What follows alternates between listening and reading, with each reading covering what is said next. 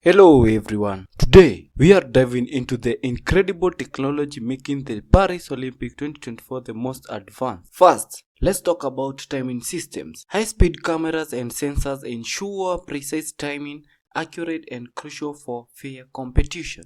Next up, starting blocks in track events equipped with sensors, they detect false start instantly, ensuring a fair start for all the athletes. In swimming, touch pads are used. Swimmers hit these pads at the end of a race to record their time, providing instant and accurate results. Video refereeing systems. High-definition cameras and replay technology help officials make accurate decisions, enhancing fairness and transparency in judgment. On the other hand, drones are used for aerial coverage, providing stunning views and real-time footage, bringing viewers closer to the action. Thank you to drones technology. These technologies are making the 2024 Olympics the most exciting, fair and engaging games